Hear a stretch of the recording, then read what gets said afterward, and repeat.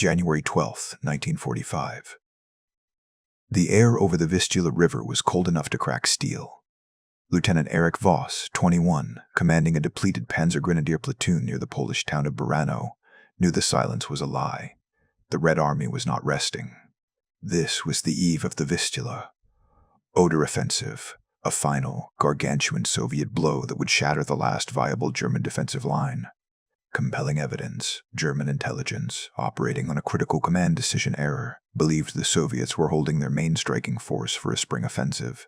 They underestimated the Soviet concentration by a catastrophic factor, failing to detect Marshal Koniev's First Ukrainian Front, which had amassed over 1.5 million men, 4,500 tanks, and an unprecedented 11 million artillery shells ready for the opening barrage. Voss's unit, part of Army Group Ash, was critically understrength and reliant on static, poorly fortified positions, a defensive posture that was completely inappropriate for the scale of the impending mechanized assault. Their forward defenses were shallow, relying on obsolete strongpoints rather than fluid defense. Insightful expert, quote. German staff officers later confirmed the paralyzing intelligence failure. They dismissed reconnaissance reports of massive Soviet rail activity as logistical buildup for defense, a tragic misinterpretation that sealed their fate. This strategic blindness was the final cost of Hitler's political purges, which had removed competent intelligence analysts. Vivid example. Voss examined the few anti-tank ditches his men had dug. They were flimsy, ice-filled barriers meant to delay, not stop, the powerful Soviet tank armies.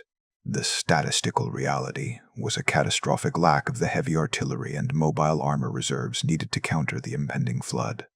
The rich explanation for this vulnerability is that the catastrophic losses during an aberration migration had consumed the Wehrmacht's entire strategic reserve of men and materiel, leaving the Vistula line manned by divisions that were structurally hollowed out and lacking vital transport and communication equipment. Strategic blindness is fatal. An army that systematically misjudges the size and intent of the enemy's main strike force is guaranteed to be overrun. The Wehrmacht was strategically defeated before the first shot was fired.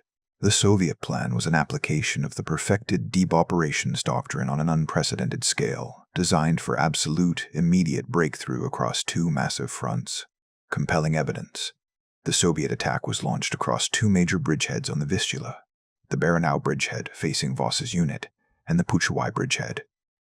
These positions were deliberately chosen because they were the weakest and most thinly held sectors of the entire German line. The attack involved four massive Soviet fronts: Koniev's First Ukrainian, Zhukov's First Belarusian, and supporting fronts, all operating in perfect synchronization, ensuring the German command could not shift its inadequate reserves to contain any single breakthrough. Insightful expert, quote, Marshal Zhukov's operational goal was not just to defeat Army Group A, but to achieve a breakthrough so rapid and deep that the front would cease to exist as a coherent entity within 48 hours. The speed of the attack was the primary weapon. Vivid example, Voss noted the unnerving silence and the lack of German air cover. The Luftwaffe, crippled by fuel shortages and the relentless Allied bomber campaign in the West, was virtually absent, granting the Soviets total and unchallenged air superiority, a profound psychological blow to the German defenders. The rich explanation for the Soviet confidence lay in their logistical masterpiece. Using vast numbers of American Lend-Lease trucks and communication equipment, the Red Army could maintain its offensive momentum across hundreds of kilometers, unlike the fuel-starved German mechanized units. Coordination ensures collapse. A synchronized assault across multiple fronts eliminates the enemy's ability to shift reserves. The Soviet coordination guaranteed the annihilation of Army Group A. The Soviet artillery barrage that commenced the offensive on January 12th was the largest, most terrifying concentration of firepower of the entire war, instantly shattering the German lines and commencing the irreversible rout. Compelling evidence. The initial Soviet bombardment lasted less than 2 hours, but was a statistical nightmare. An estimated 5,000 shells per minute were dropped on the German primary defensive zone. This systemic obliteration was the deliberate precursor to the ground assault. The immediate result was the complete physical and organizational destruction of the forward German defenses. Lieutenant Voss witnessed the failure of his unit's nerve system. The radio operator was vaporized, instantly isolating his platoon and leaving them fighting without orders. A systematic tactical failure. Insightful expert, quote, The few survivors described the sound not as a series of explosions, but as a single, continuous, physical pressure that turned the air to fire and the earth to dust. It instantly eliminated any will to fight. Vivid example. Voss led his men out of their trench moments before it was collapsed by a large caliber shell, finding themselves running through a field littered with the dead and destroyed equipment. The ground assault that followed was led by the powerful Soviet tank armies, which bypassed the remaining pockets of resistance, plunging 50 to 80 kilometers deep on the first day alone. The rich explanation for the immediate deep breakthrough is that the Soviets had perfected the use of fire support to create massive, unclosable breaches, allowing their highly mobile forces to exploit the vacuum. The destruction was systematic, calculated, and total. Firepower breaks will. Overwhelming, concentrated artillery fire is a force that transcends bravery. The Vistula barrage guaranteed that the defense would turn into a rout, not a tactical withdrawal. The German retreat was not ordered. It was a panicked, desperate rout that exposed the final breakdown of the Wehrmacht. Voss and his surviving men were part of a flood of disorganized infantry fleeing west, pursued relentlessly by the Soviet mechanized spearheads. Compelling evidence. The Soviet advance achieved a massive 150-kilometer penetration in the first 48 hours, shattering the organizational structure of Army Group A. This speed annihilated the concept of a static defensive line and created vast chaotic pockets. The pursuit was led by Soviet's T-34A5 tanks and highly mobile motorized infantry, which utilized superior logistics to maintain relentless pressure, forcing the exhausted German troops to march 24 hours a day without rest or fuel. Insightful expert, quote, Captain Hans Muller, a fellow officer, encapsulated the hopelessness. "We are simply a collection of men trying to reach Germany before the T-34s reach us. The war has become a race, and we have no fuel." This was the psychological burden of fighting an enemy with absolute logistical dominance. Vivid example. Voss's platoon was tasked with defending a rail crossing near Radom. They were bypassed before they could even dig in, confirming their strategic irrelevance. The Ecke King Tiger tanks, the pride of German engineering, were found abandoned on the road, immobile not from combat but from lack of fuel, the ultimate symbol of logistical failure. The rich explanation for the speed of the Soviet advance is that the Soviets focused purely on deep operations, bypassing resistance to strike at German logistics and command hubs, thus rendering the destruction of the front automatic. The German defense was strategically irrelevant to the Soviet objective, Berlin. Speed over ground. An army that prioritizes the destruction of command and supply over engaging infantry guarantees the enemy's total, systemic collapse. The Soviet deep operations turned the German front into a shattered mosaic. The unrelenting speed of the Soviet advance created a series of vast, deadly encirclement battles, or Kessels, that consumed the remaining elite elements of Army Group A, marking the moment of complete annihilation. Compelling evidence. The primary encirclement battles focused on the remaining German corps, attempting to defend the city of Audi and the final approach to the Oder River. These forces, often cobbled together from police units and reserves, were no match for the organized Soviet tank armies. The entire German structure dissolved into 4 main defensive pockets, which were systematically bypassed and then surrounded.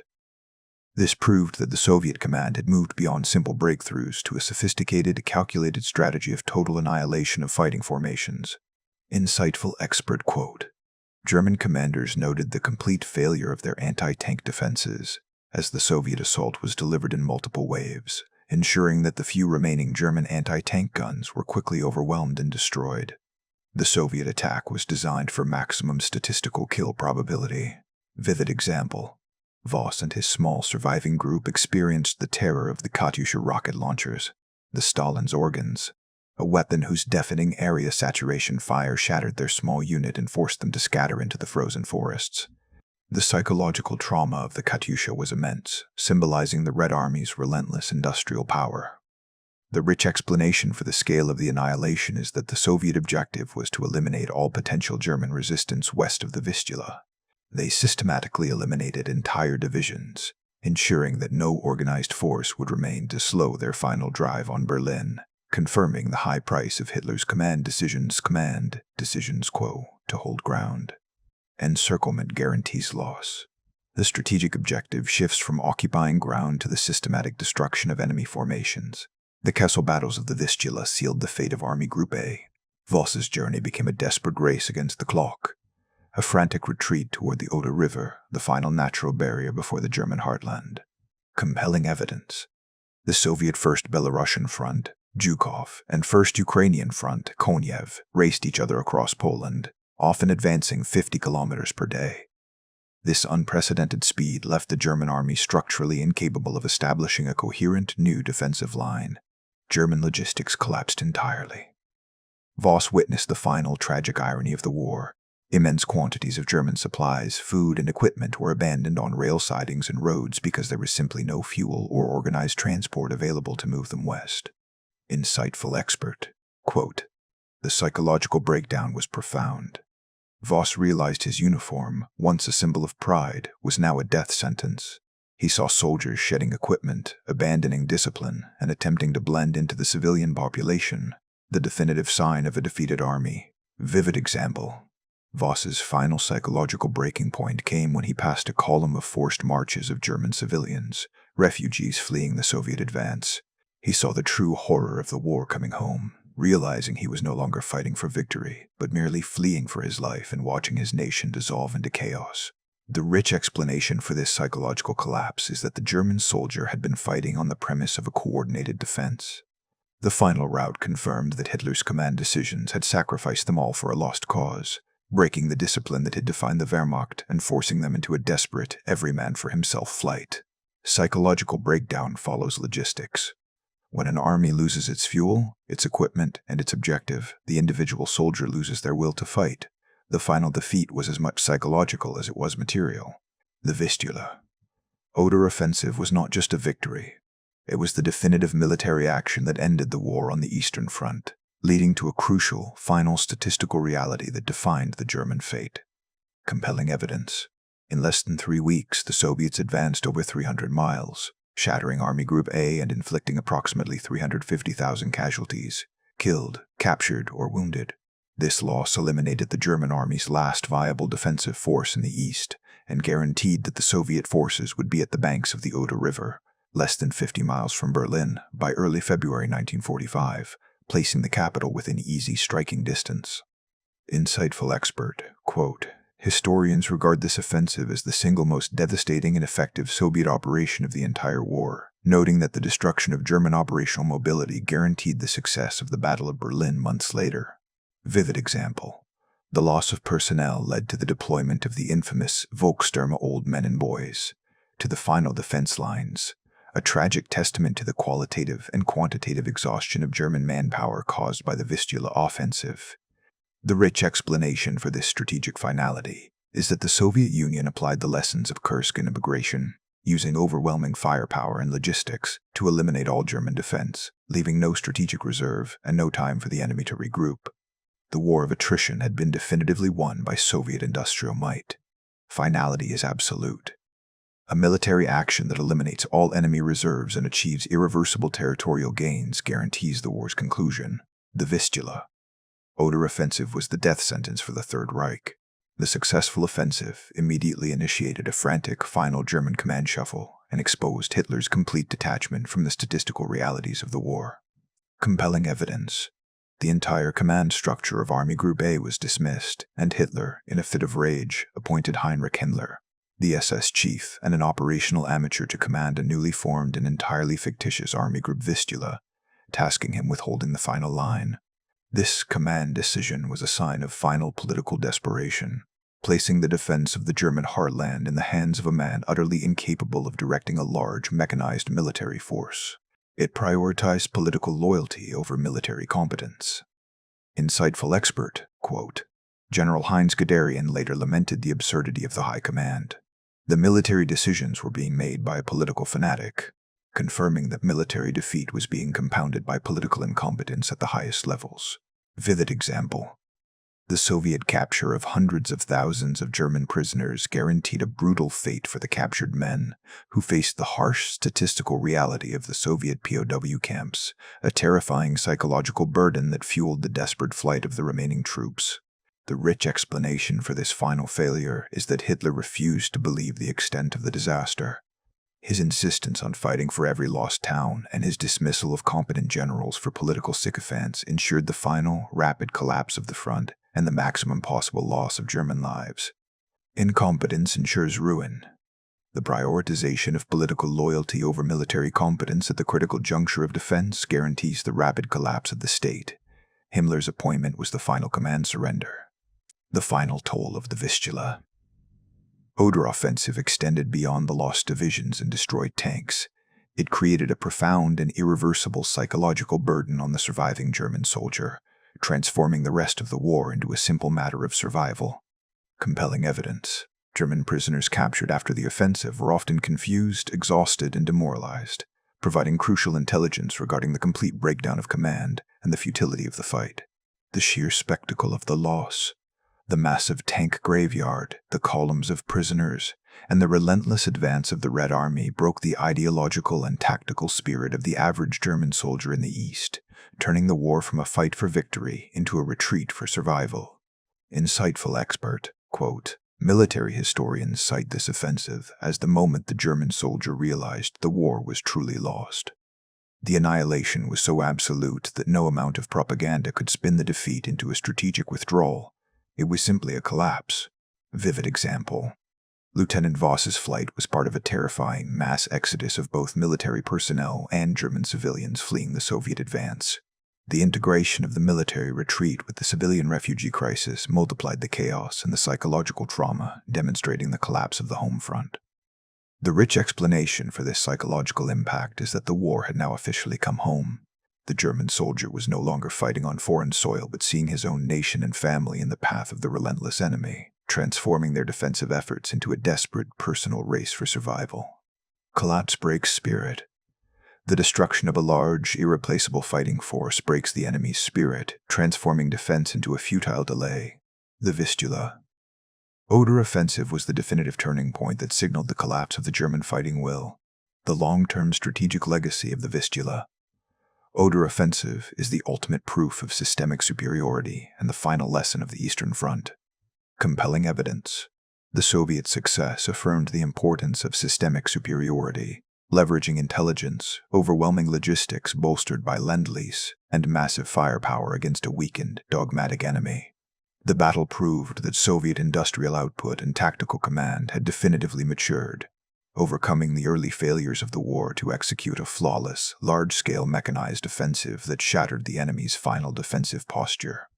Insightful expert, quote, military strategists regard this offensive as the final, absolute proof that the war of attrition was mathematically unwinnable for Germany, confirming the Soviet victory as a triumph of industrial mobilization and integrated command. Vivid example.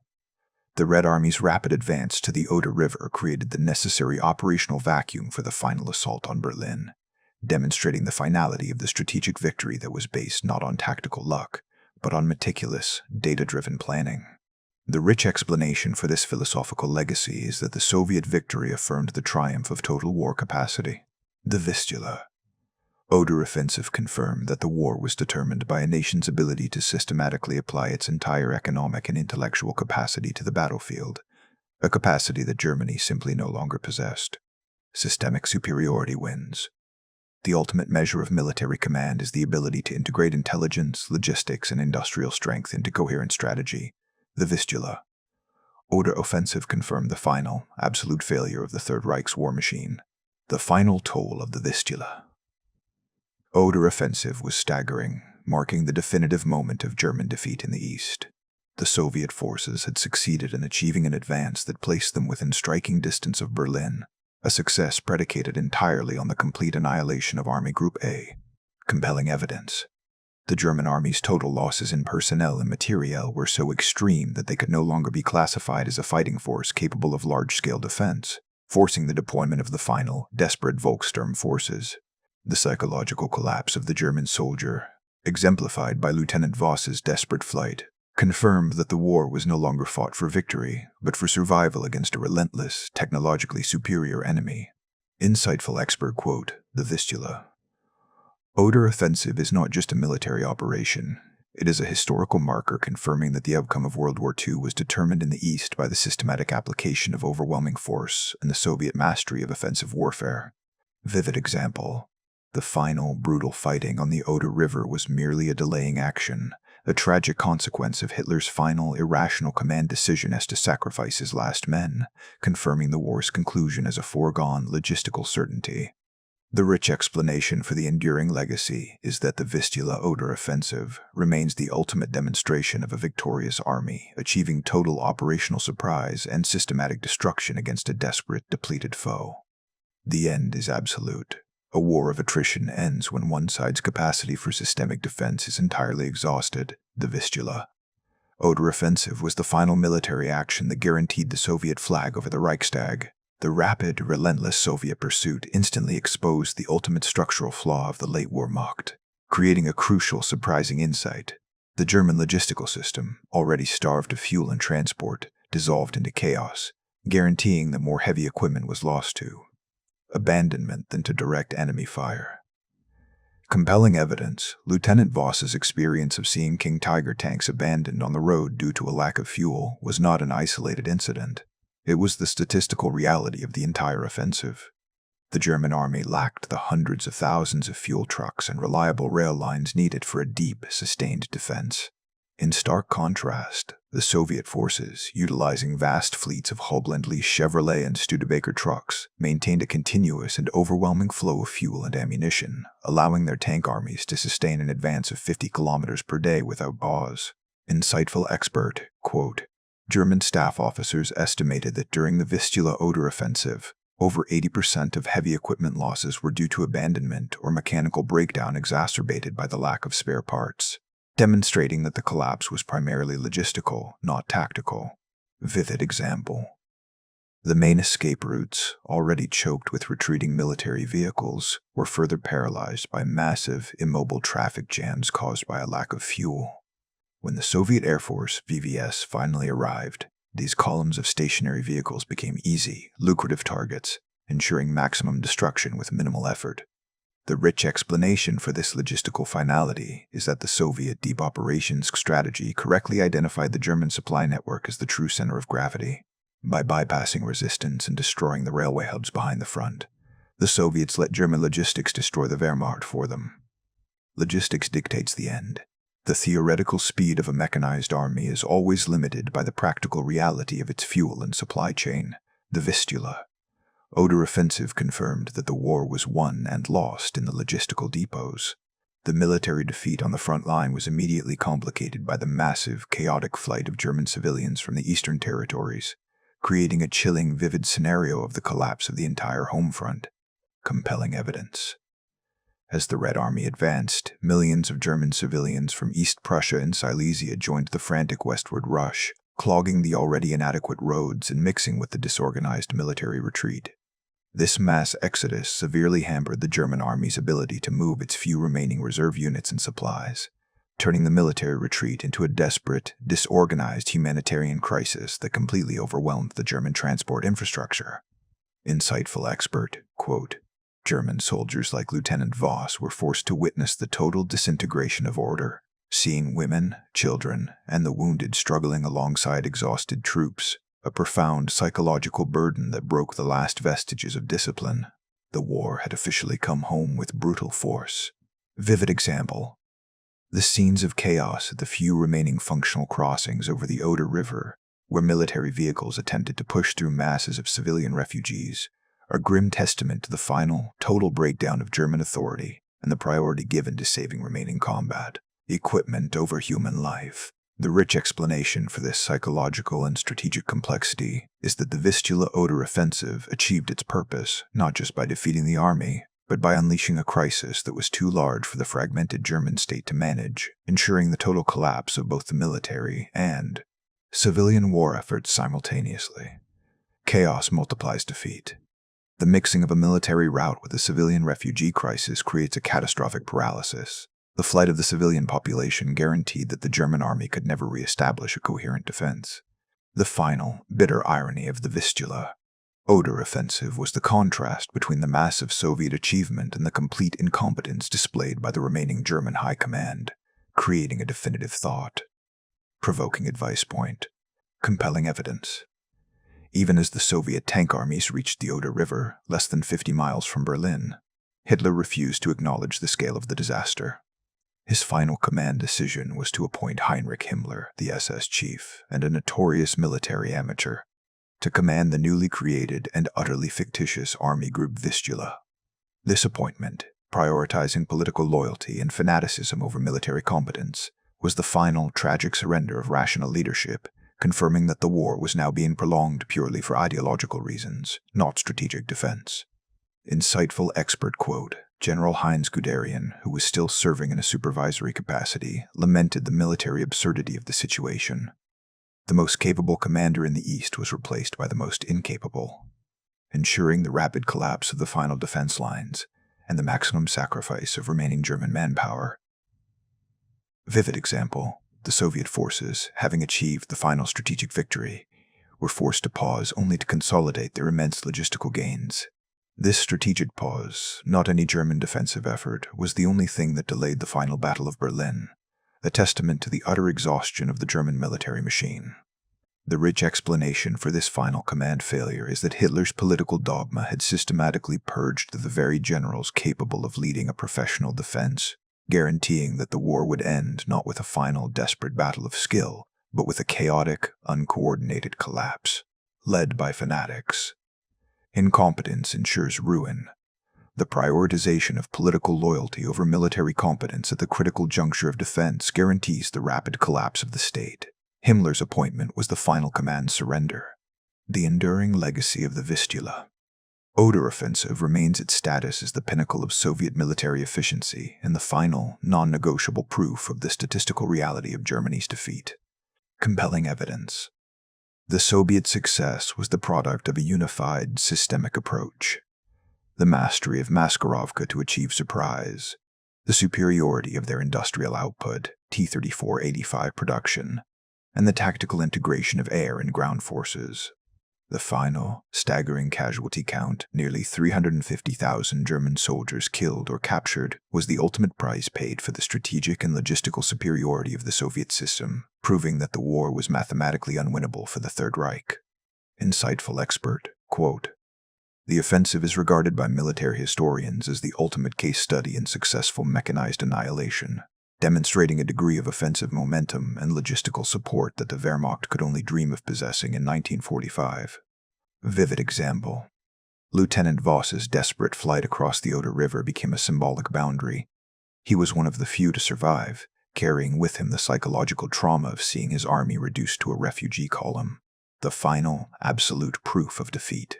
The rich explanation for this enduring legacy is that the Vistula-Oder Offensive established the final truth of modern warfare. Individual bravery cannot overcome systematic superiority across intelligence, logistics, and industrial capacity. The war was won by the Soviet system, not individual battles. Systemic superiority dictates victory. The Vistula-Oder Offensive remains the final, crushing confirmation that industrial might and calculated strategy determine the outcome of global conflict. The stunning pace of the Vistula-Oder Offensive was ultimately a triumph of Soviet logistics and industrial power, creating a crucial, surprising insight. The Red Army had mastered the art of continuous supply across immense distances, a logistical feat that guaranteed the annihilation of the fuel-starved Wehrmacht. Compelling evidence. While German tank divisions stalled due to lack of fuel, the Soviet tank armies advanced relentlessly, utilizing vast fleets of Lend-Lease Studebaker and Chevrolet trucks, estimated at over 400,000 vehicles supplied by the U.S. to ferry fuel, ammunition, and food from the railheads to the advancing spearheads. This infusion of reliable, mass-produced transport solved the historical Soviet weakness of the deep operations doctrine, sustaining the advance, turning their mechanized units into an unstoppable force, a statistical reality that Germany could never match. Insightful expert, quote: Soviet Marshal Konev's staff prioritized speed, ensuring that field logistics teams worked around the clock, rapidly changing rail gauges and building temporary supply depots forward of the main line. The Soviet advance was a logistical race against time, which they consistently won. Vivid example. The final, brutal irony for Lieutenant Voss was watching the systematic destruction of German rail infrastructure by the Soviet WW2 Air Force, immediately followed by the arrival of Soviet logistics trains, who rebuilt and repurposed the lines faster than the Germans could destroy them. The Soviet industrial system was simply more resilient. The rich explanation for this success is that the Soviet system achieved systemic superiority by combining their own vast production of simple, robust equipment with the best transport and communication gear from the Western Allies. This integrated system rendered the German supply chain obsolete and vulnerable. Logistics dictates momentum. The ability to sustain a high-speed mechanized advance across hundreds of kilometers is the ultimate measure of military industrial capacity. Soviet logistical dominance guaranteed the strategic finality of the Eastern Front. The Soviet mastery of continuous offensive operations permanently shattered the German concept of a coordinated defense, leading to a crucial thought. Provoking advice point. The final victory was achieved by the calculated, integrated application of overwhelming force, proving that individual tactical skill could not overcome systemic failure. Compelling evidence. The Soviet forces deployed mobile, forward-deployed air control units that provided instantaneous ground-air coordination, ensuring that any German counterattack or concentration of troops was immediately targeted and eliminated by the VVS before it could gain momentum. This relentless, coordinated attack pattern, which married high artillery, armor, and air powers with real-time intelligence, eliminated the possibility of a German general, even a brilliant one like Manstein, from mounting a successful, large-scale counteroffensive. Insightful expert, quote, military analysts cite the Vistula-Oder Offensive as the ultimate display of Soviet operational maturity. They had learned to minimize their own casualties while maximizing the enemy's destruction, achieving victory through efficiency rather than simply relying on mass. Vivid example. The final German attempts to stabilize the front were consistently foiled by the sudden appearance of Soviet tank armies deep in their rear, striking at command posts and logistics hubs. This reflected the failure of German intelligence to grasp the scale and flexibility of Soviet deep operations doctrine. The rich explanation for the speed of the German collapse is that the Soviet army had moved beyond simple numerical superiority to achieving qualitative superiority in doctrine and execution, turning the war into a predictable mathematical equation that favored the Red Army in every phase. Integration ensures victory. The application of unified, combined arms doctrine across intelligence, air power, and ground logistics eliminates the enemy's ability to wage a coherent defense. The Vistula-Oder Offensive was the peak of Soviet military execution. The rapid, irreversible success of the Vistula-Oder Offensive immediately redefined the geopolitical landscape, leading to a final surprising insight.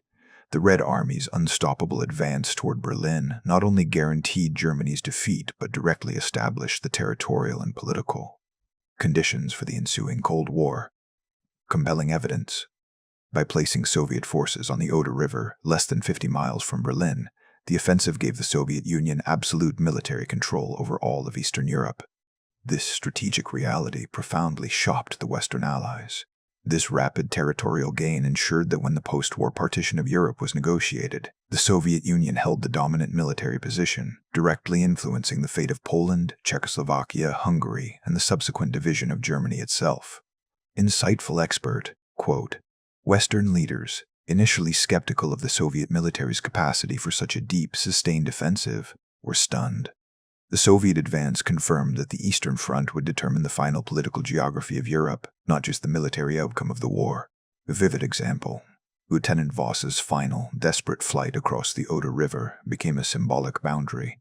He was one of the few to survive, carrying with him the profound psychological burdens of seeing his army reduced to a refugee column. The final, absolute proof that the Wehrmacht had failed to protect the Reich. The rich explanation for this geopolitical legacy is that the Vistula-Oder Offensive determined the fate of millions and the trajectory of global politics for the next half-century, setting the precise line of the Iron Curtain by military fiat. Geopolitics is determined by force. Rapid, decisive territorial gains by one major power determine the political future of the region. The Vistula-Oder Offensive physically drew the line for the Cold War. The human cost of this offensive left an enduring legacy of tragedy and terror, rooted in the final personal anecdote of the German soldier. Compelling evidence. The massive scale of German casualties and the capture of hundreds of thousands of German soldiers guaranteed the brutal statistical reality of the Soviet POW camps. The chaos also led to immense civilian casualties and the largest mass migration in European history, as millions fled the advancing Red Army, underscoring the final, terrifying cost of Hitler's ideological war. insightful expert, quote, "The soldiers who survived, like Lieutenant Voss, carried the lifelong psychological burden of defeat, realizing they were sacrificed by their own high command. Their story became a dark testament to the unheeded warnings that preceded the collapse. Vivid example: the final image of abandoned German armor, the ultimate symbol of technological ambition, sitting uselessly on Polish roads due to an empty gas tank, remains the most potent visual metaphor for the complete failure of the Third Reich's war machine. The rich explanation for the enduring legacy is that the Vistula-Oder Offensive was the final, non-negotiable proof that the era of individual heroism had ended. The future belonged to the systematic application of overwhelming technological and industrial power. The war was won by the Soviet system, not individual battles, leaving the German soldier with the ultimate tragic burden of defeat. Systemic superiority dictates victory. The Vistula-Oder Offensive remains the final, crushing confirmation that industrial might and calculated strategy determine the outcome of global conflict.